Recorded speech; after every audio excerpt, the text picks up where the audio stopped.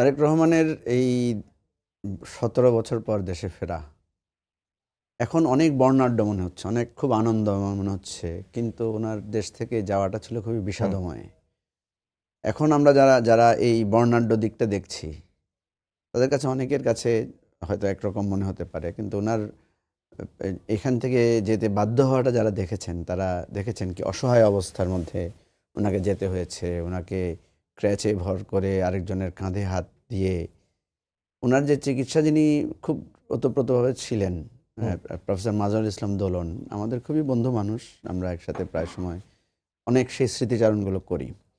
তাহলে ওই বিধ্বস্ত অবস্থায় ওনার একটা জীবনের ঝুঁকি নিয়ে উনি দেশের বাইরে গেলেন, দীর্ঘদিন চিকিৎসা নিলেন, সুস্থ হলেন, যথেষ্ট সুস্থ উনি এখন। আমি দেখলাম কালকে যেভাবে হাঁটছেন, খুবই ওনাকে যথেষ্ট ফিট মনে হয়েছে। তারপরে যে এই যে ঘন্টার পর ঘন্টা দাঁড়িয়ে লোকদের সাথে যে হাত নাড়লেন, এটা কিন্তু একটা ফিটনেসের প্রমাণ ওনার শারীরিক।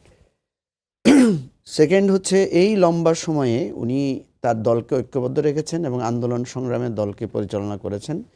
দলটাকে ভাঙার অনেক ষড়যন্ত্র হয়েছিল, এটা উনি রোধ করতে পেরেছেন। এবং তারেক রহমান তার দলের নেতাকর্মীদের মধ্যে প্রশ্নাতীতভাবে জনপ্রিয়, এটা গত কাল থেকে আজ পর্যন্ত সেটা প্রমাণিত হয়েছে।